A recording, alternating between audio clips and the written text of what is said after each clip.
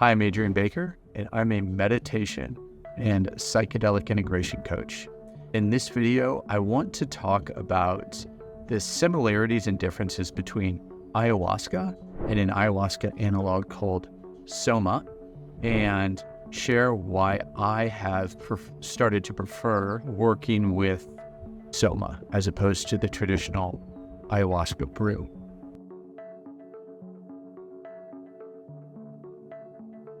Let's just talk about what an ayahuasca analog is, because Soma is an example of that. Ayahuasca is a psychedelic brew. It's also a medicine.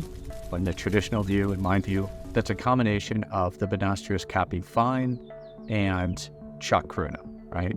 So the Banastrius capi vine not only has these compounds that help make the DMT and chacruna orally active, but really a lot of the healing and medicinal benefits are in these Harmala alkaloids, mainly harmine and harmaline, that are found in the capi vine. An ayahuasca analog basically has different plants but have the same basic combination of compound. It has one plant which has the beta-carbolines, harmine and harmaline, and then another plant that has DMT.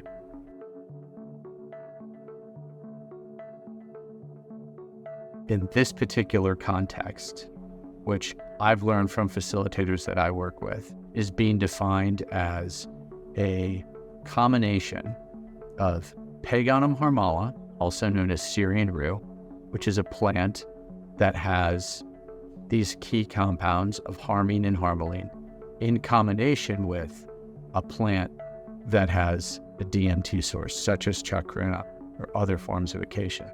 Some people might even define as having Paganum Harmala with psilocybin, but I don't want to lump those together personally.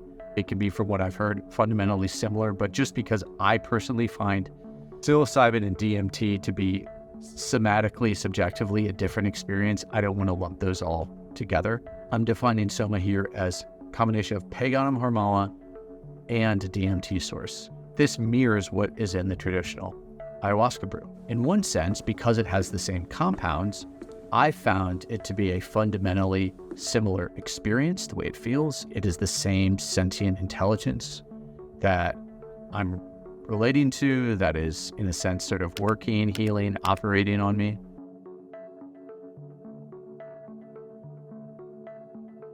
Why I prefer Paganum Harmala as opposed to the capi vine.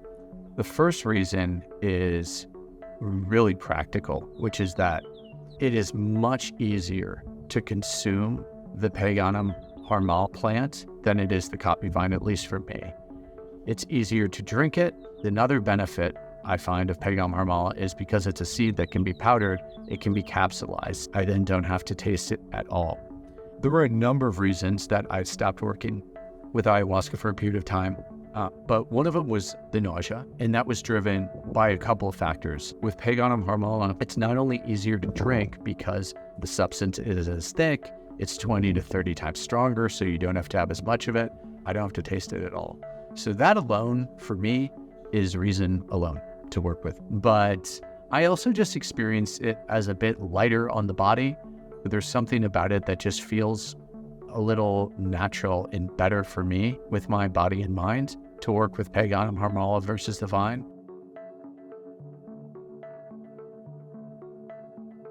There are a number of things that can cause nausea on ayahuasca or Soma. Following the diet is very important for a number of reasons, including avoiding nausea. Eating plain, simple, healthy, clean food is really important.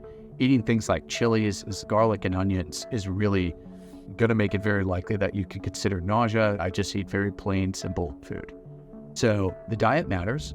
Also, sensitivity to one's beta-carboline matters, the Harmala alkaloids. If you simply have too much of the beta-carbolines, you're going to feel nauseous. I realized the beta-carbolines wasn't tailored to me specifically, so I was just consuming too much of them. Another thing that really makes me nauseous is simply the taste of ayahuasca.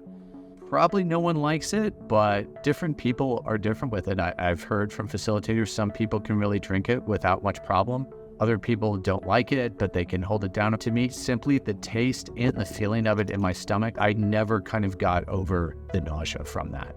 just the smell of it or the thought of it could make me gag. It wasn't just the taste, it was also working in a ceremonial setting where I realized the beta-carbolines wasn't tailored to me specifically. I was just consuming too much of them. Switching to Paganum Harmala really allowed me to avoid the nausea issue and to really enjoy working with it and yet get the same benefits from working with Paganum Harmala or with ayahuasca.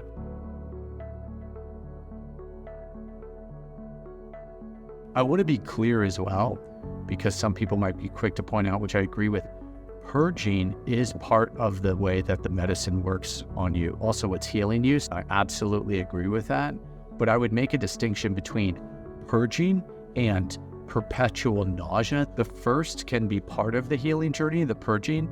If you're experiencing persistent nausea that's ongoing, there's something wrong there. That should not happen. There's something wrong there in terms of diet, consuming too many of the beta-carbolines for what your body needs, or perhaps for some of us, it's just this real kind of aversion, the gag reflex, the way that ayahuasca sits in our stomach. That's not part of the healing.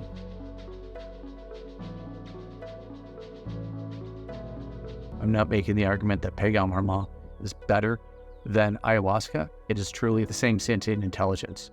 It's just, for me, as someone who wants to work with this medicine in particular on an ongoing basis, I really enjoy Paganum Harmala instead of the vine in combination with the DMT source. That's a little bit about what Soma is and why I prefer working with it to ayahuasca. Please, if you have any comments or questions about Paganum Harmala or about Soma, please leave those in the comment section below.